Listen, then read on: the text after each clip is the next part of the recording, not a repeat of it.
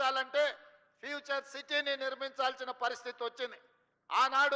ఒకనాడు inner ring road వేసినాం, ఆ తర్వాత ఔటర్ రింగ్ రోడ్ వేసినాం. ఇవాళ inner ring road outer ring road సరిహద్దులు దాటి రీజనల్ రింగ్ రోడ్డు నిర్మించుకోవాల్సిన పరిస్థితి వచ్చింది. అందుకే ఈనాటి ప్రభుత్వం 360 కిలోమీటర్లతో తెలంగాణ మణిహారంగా రీజనల్ రింగ్ రోడ్డును దాదాపుగా 35,000 కోట్ల రూపాయలు వెచ్చించి కేంద్ర ప్రభుత్వం నుంచి సాధించుకొని రీజనల్ రింగ్ రోడ్డు నిర్మించడానికి ఇవాళ మన ప్రభుత్వం ప్రయత్నం చేస్తుంది. ఆ దిశగా కేంద్ర ప్రభుత్వం మీద ఒత్తిడి తీసుకొస్తున్నాం. ఇదే కాదు, ఔటర్ రింగ్ రోడ్డు నుంచి రీజనల్ రింగ్ రోడ్డు వరకు ఇవాళ రేడియల్ రోడ్లు వెయ్యాలని, రేడియల్ రోడ్ల ద్వారా 60% తెలంగాణ అభివృద్ధి పదం వైపు నడిపించి విద్య ఉద్యోగ ఉపాధి అవకాశాలకు ప్రపంచం నలుమూలల నుంచి వచ్చే వాళ్లకు నివాస గృహాలతో పాటు కార్పొరేట్ కంపెనీలను ఏర్పాటు చేయడానికి ఈరోజు మనమంతా ఆర్గానిక్ ఫుడ్ని పేదలకు అందరికీ ధనవంతులకు అందరికీ అందుబాటులో తీసుకురావడానికి అధునాతనమైన వ్యవసాయ విధానాలను మనం ఇవాళ తీసుకురావాలి అనుకుంటున్నాం. అదేవిధంగా ఇబ్రహీంపట్నం దగ్గర అంతర్జాతీయ స్థాయి కూరగాయల మార్కెట్ను దాదాపుగా 250 ఎకరాలలో అంతర్జాతీయ ప్రమాణాలతోటి వెజిటబుల్ మార్కెట్ కాదు, ఫ్రూట్ మార్కెట్, డైరీ ప్రోడక్ట్స్, అదేవిధంగా పౌల్ట్రీ ప్రోడక్ట్స్, మీట్ ప్రోడక్ట్స్ అన్నిటిని కూడా ఒకే దగ్గర కట్టి రైతులు పండించిన పంట ఈరోజు దాచుకోవడానికి కోల్డ్ స్టోరేజ్ లేవు. వాళ్ళు పండించిన పంట మార్కెట్లో అమ్మడానికి తెచ్చిన పండ్లు ఒకవేళ కొనకపోతే మురిగిపోతే రోడ్ల మీద పడేసే పరిస్థితి. టమాటాలు లాంటివి తెస్తే 2 రోజుల్లో అమ్మకపోతే అవి పాడైపోయే పరిస్థితి. అందుకే ఈరోజు ఇబ్రహీంపట్నంలో మనము అంతర్జాతీయ ఫ్రూట్ మార్కెట్ను పెట్టడమే కాకుండా ఈరోజు కోల్డ్ స్టోరేజ్లు పెట్టడం ద్వారా రైతులు పండించిన పంటకు రక్షణ కల్పించాలని ఈరోజు మన ప్రభుత్వం ప్రణాళికలు చేస్తుంది. ఔటర్ రింగ్ రోడ్డుకు అనుబంధంగా ఈరోజు ప్రభుత్వం చేపడుతున్న కార్యక్రమాలు అత్యంత గొప్పది, పెద్దది. రేపటి ప్రపంచానికి అద్భుతమైన నగరాన్ని అందించే ఫ్యూచర్ సిటీ ముచ్చెర్ల ప్రాంతంలో ఈరోజు మనము నాగరికుంట ప్రాంతంలో నిర్మించుకుంటున్నాం. దాదాపుగా 15,000 ఎకరాల భూమి ఉన్నది, ఇంకొక 15,000 ఎకరాలు ఫారెస్ట్ ల్యాండ్ ఉన్నది, అదనంగా ఇంకొక 15,000 ఎకరాలు భూమి రైతులు సహకరించి అందిస్తే 40 నుంచి 50,000 ఎకరాలతోటి ఒక అద్భుతమైన నగరాన్ని నిర్మించుకొని ఈ దేశంలోనే కాదు ప్రపంచంలో ఉండే న్యూయార్కో లేకపోతే మన టోక్యో లాంటి నగరాలను, సింగపూర్ లాంటి నగరాలను పోటీ పడే విధంగా ఈరోజు మనము నగరాన్ని నిర్మించుకుందాం అనుకుంటున్నాం. ఆనాడు ఒక ఆయన చెప్పిండు, మీరు అందరు చూసారు, ట్యాంక్ బండు నీళ్లు కొబ్బరి నీళ్ళు లాకుంటాయి, ఇట్లా ముంచుకొని అట్లా తాగొచ్చు అన్నాడు. నేను ఇక్కడ ఉన్న మిత్రులు అడుగుతున్న జర్ర అట్లా రోడ్ దాటితే ట్యాంక్ బండే.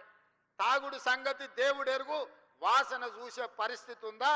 10 ఏళ్ళ ఆయన పరిపాలనలో మురికి కూపంగా ట్యాంక్ బండును మార్చిన చరిత్ర ఆనాటి ముఖ్యమంత్రిది. ఇట్లాంటి అబద్ధాలతో కాలం గడిపిండు. ఓల్డ్ సిటీని అన్నాడు ఇస్తాంబుల్ చేస్తాని. ఇస్తాంబుల్ కాదు కదా, ఆడున్న ట్రాఫిక్ జాములు కానీ చార్మినార్ చుట్టూతో తిరగలేని పరిస్థితి ఈ 10 సంవత్సరాలలో వచ్చింది. వర్షం వస్తే వరద నీళ్లు హైదరాబాద్ రోడ్ల మీద వరదలై పారుతున్నాయి తప్ప కనీసం మేము నిర్మించిన నగరంలో మురికి కాలువలు కూడా ఆనాటి ముఖ్యమంత్రి గారు, ఆనాటి మున్సిపల్ శాఖ మంత్రి గారు ఈరోజు గొప్పలు చెప్పుకుంటున్నారు కానీ కనీసం డ్రైనేజీ కాలువలు కూడా తవ్వే ప్రయత్నం చేయలే. ఇవాళ ట్యాంక్ బండ్ మీదనో లేకపోతే శిల్పారామం దగ్గర వారు సెల్ఫీలు దిగుతున్నారు. వారు సెల్ఫీలు దిగి సెల్ఫ్ డబ్బా కొట్టుకునే శిల్పారామం కూడా ఆనాడు కాంగ్రెస్ పార్టీని అభివృద్ధి చేసింది, వారు మర్చిపోయినట్టున్నారు. వారు అప్పుడప్పుడు ట్విట్టర్లో పెట్టి హైటెక్ సిటీ ఆనాడు మనం చేసిందే.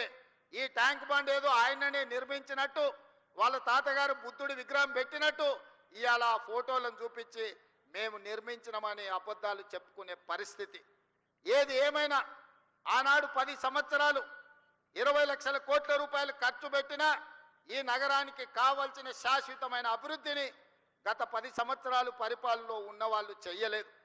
మరి ఈరోజు నేను మిమ్మల్ని అడుగుతున్న మిత్రులారా, టీవీలలో మనం చూస్తున్నాం, ఢిల్లీలో కాలుష్యం పెరిగిపోయింది, మనుషులు బతకలేని పరిస్థితి, ప్రజల్ని ఇళ్లలో నుంచి బయటికి రావద్దంటారు.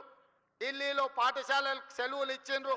అక్కడ ఉన్నోళ్ళు ఆరోగ్యం కాపాడుకోవాలంటే ఇతర నగరాలకి వలస బొమ్మని అక్కడ ఉన్న వాళ్ళు చెప్తున్నారు. స్పష్టంగా ఢిల్లీ నగరం ఈనాడు నివసించడానికి ఉపయోగపడే నగరంగా లేదు. ఢిల్లీ నగర వాసులు ఇతర ప్రాంతాలకు వలస బొమ్మంటున్నారు. ముంబై నగరాన్ని తీసుకుంటే వర్షం వచ్చిందంటే పీకల దాకా నీళ్ళు వచ్చి ముంబై నగరం అతలా కుతలమైపోతుంది. ముంబై నగరం నివసించలేని పరిస్థితికి వచ్చింది.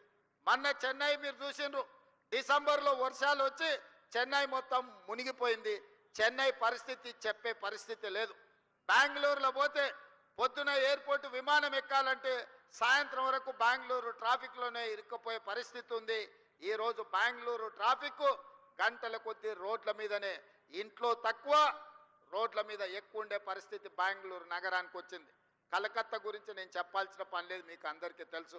కలకత్తాలో ఉన్నంత మురికి, కలకత్తాలో ఉన్నన్ని సమస్యలు ఈ భూమి మీద ఎక్కడా లేవు.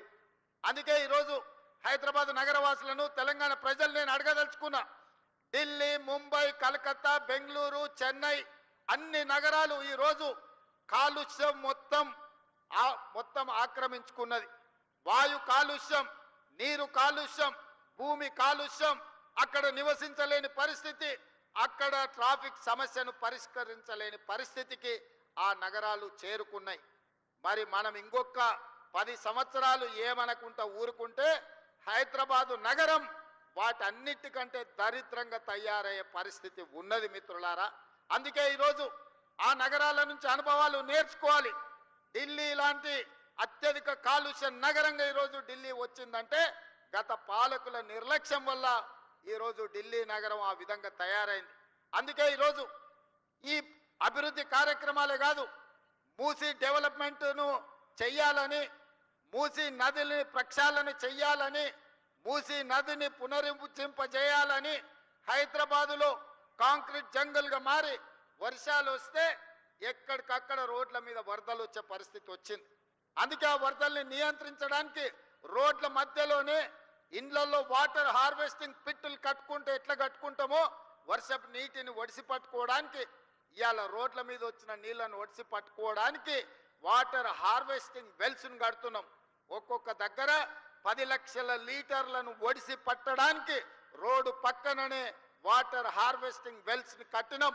నిన్న మొన్న కొన్నిటిని ఇవాళ మనం కొన్నిటిని ప్రారంభించుకున్నాం. భవిష్యత్తులో ఇంకా 141 ప్రాంతాలలో వర్షాలు వస్తే రోడ్ల మీద నీళ్లుండి నీళ్లకు బండ్లు పోలేని పరిస్థితి, పోతే కొట్టుకపోయే పరిస్థితి, దాంతో ట్రాఫిక్ జామ్లు అవుతున్నాయి. వాటన్నిటిని కూడా వాటర్ హార్వెస్టింగ్ వెల్స్ను కట్టాలని ఇవాళ అధికారులకు ఆదేశాలు ఇచ్చి ఈ నగరాన్ని ఒక క్రమ పద్ధతిలో అభివృద్ధి చేయాలి, ట్రాఫిక్ సమస్యను శాశ్వతంగా పరిష్కరించాలి అని ఇవాళ మనం ఆలోచన చేస్తున్నాం. అందుకే ఈరోజు ఎంతమంది ఎంత విష ప్రచారం చేసినా, రియల్ ఎస్టేట్ దెబ్బతిన్నదని సోషల్ మీడియాలో ప్రకటనలు చేసినా, ఇవాళ సూటిగా మీడియా మిత్రుల ద్వారా తెలంగాణ సమాజానికి నేను చెప్పదలుచుకున్నా. ఏప్రిల్ 1, 2023 నుంచి నవంబర్ 30, 2023 వరకు 6 నెలల్లో అభివృద్ధి. అదేవిధంగా మన ప్రభుత్వం వచ్చినాక ఏప్రిల్ 1, 2024 నుండి నవంబర్ 30 తారీఖు వరకు పోల్చినప్పుడు హైదరాబాద్ నగర రియల్ ఎస్టేట్ దాదాపుగా 29% అభివృద్ధి చెందింది. ఇది మా నిబద్ధతకు, మేమిచ్చిన అనుమతులకు హైదరాబాదు నగరానికి రియల్ ఎస్టేట్ ఆదాయం పెరిగింది, తగ్గలేదు. ఎక్కడైనా చెరువులు ఆక్రమించుకున్నోళ్ళు, నాలాలు ఆక్రమించుకున్నోళ్ళు, ఈరోజు కుంటలను ఆక్రమించుకున్నోళ్ళ పాలిట హైడ్రా అనేది వాళ్ళ నిద్రలో కూడా, కలలో కూడా వాళ్ళు ఉలిక్కిపడి లేచే విధంగా పనిచేస్తుంది. హైడ్రా మీ ఆస్తుల దగ్గరికి రాలే, మీ అనుమతులున్న నిర్మాణాలు కూలగొట్టలే, అక్రమంగా చెరువుల్లో, అదేవిధంగా కుంటలలో, అదేవిధంగా నాలాలు ఆక్రమించుకొని హైదరాబాదు నగరాన్ని అభివృద్ధిని అడ్డుకొని దెబ్బతీసి ఈరోజు ఆ నీళ్లు రోడ్ల మీదకి వస్తుంటే వాటి ఆక్రమణలు తొలగించడానికి మాత్రమే హైడ్రా పనిచేస్తుంది. ఇవాళ నరేంద్ర మోడీ గారు అహ్మదాబాద్లో ఆయన సబర్మతి రివర్ డెవలప్మెంట్ ఫ్రంట్ కట్టుకుంటే, అక్కడ ఆయన కట్టుకుంటే ఇక్కడ కిషన్ రెడ్డి సప్పట్లు కొడుతుండే. అబ్బా మా మోడీ చూడ అద్భుతం చేసిండని 25 ఏళ్ల నుంచి కిషన్ రెడ్డిని హైదరాబాద్ ప్రజలు భుజాల మీద మోసిరు. ఆయన మాత్రం మూసీ రివర్ డెవలప్మెంట్ ఫ్రంట్ వద్దు, ఎందుకంటే హైదరాబాద్ నగరంలో మూసీ అభివృద్ధి అయితే మోడీ కంటే మంచి పేరు తెలంగాణకు వస్తుంది కాబట్టి మేము కాళ్ళలో కట్టె పెడతాం,